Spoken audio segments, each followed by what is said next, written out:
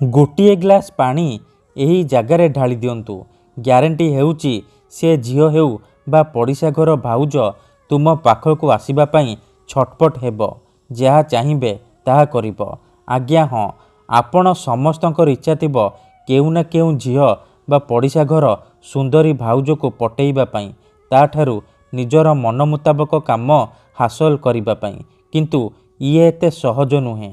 एथिपई आजिर एही भिडियोटी रे मु आपनकु शिखेइबी दुनियार सबुठारु सहज घरेई वशीकरण विद्या।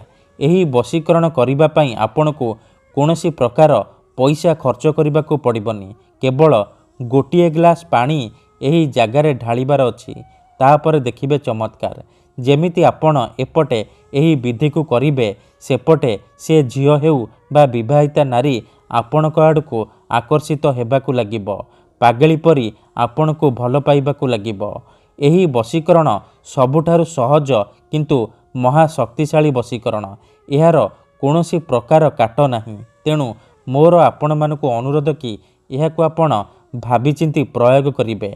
मनरे कोनोसी खराब उद्देश्य किंबा कोनोसी खराब काम पई आपण एही वशीकरण को प्रयोग करिबेनी।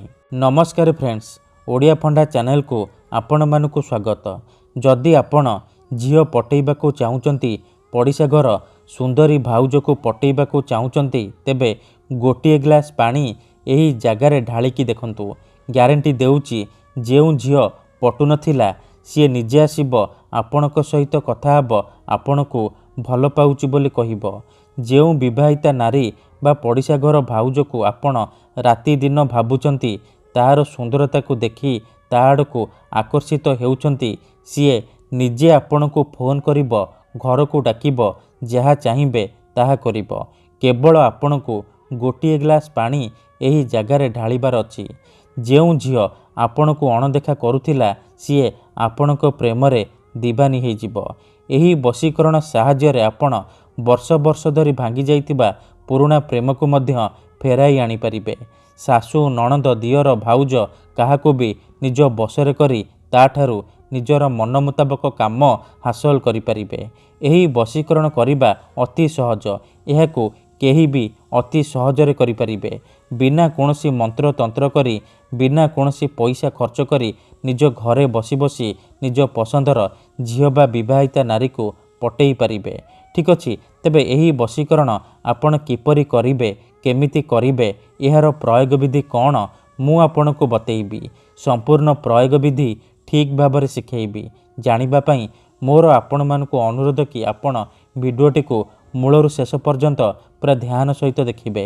विधिटी जानिबा पूर्वरु जदि आपण आम चैनल को नुआ आसीचंती, तेबे दया करी चैनल को सब्सक्राइब करी पाखर थिबा बेल आइकन को मध्य दबाई दियंतु, जहा द्वारा आमे जेउ भी वीडियो अपलोड करिवु सर्वप्रथमे आपण देखि परिबे। ठीक अछि, तेबे मने रखंतु एही वशीकरण विधि को आपण केवल मंगलवार दिन करिबे। राति रे सोइबा पूर्वरु करिबे। विधिटी करिबा पूर्वरु भल भाबरे हाथ गोड़ मुह धोईकी सफा वस्त्र पिंधिकी आपण एही वशीकरण को आरंभ करिबे।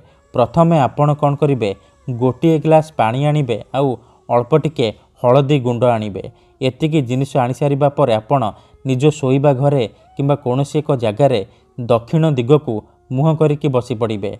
ध्यान रखिबे जेमिति आपणको केही देखिबेनी किंबा अधारू डाकिबेनी। तापरे पानी ग्लास को निज सामनारे रखिबे। आउ जो हलदी आनिछंती से हलदीरु गोटिए चुटकी हलदी धरिबे आउ 7 थर सेई झियो बा स्त्रीर नाम उच्चारण करिबे, जहाको आपण निज बसरे करिबाकू चाहुचंती। तापरे हलदी को पानी ग्लास रे पकई देबे। एही परी आपण 7 चुटकी हलदी धरिबे। 7 थर लेखाए से झियोर नाम उच्चारण करिबे। तापरे हलदी को पानी ग्लास रे पकई देबे। एतिकी करि सारिबा परे आपण एही मंत्र को 21 थर पढ़िबे। ओम ह्लीं क्लीं आमुकस्य हुं बसम कुरुकुरु स्वाहा। ओम ह्लीं क्लीं आमुकस्य हुं बसम कुरुकुरु स्वाहा।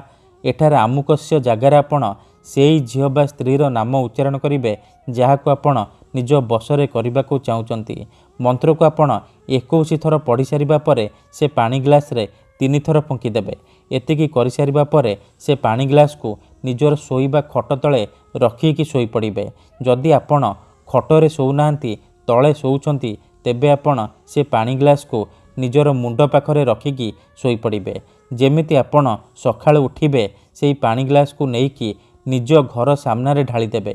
ଏତିକି କରିକି ଦେଖନ୍ତୁ, ଗ୍ୟାରେଣ୍ଟି ଦେଉଛି ସେ ଝିଅ ହେଉ ବା ବିବାହିତା ନାରୀ ଆପଣଙ୍କ ଆଡ଼କୁ ଆକର୍ଷିତ ହେବାକୁ ଲାଗିବ। ଧନ୍ୟବାଦ।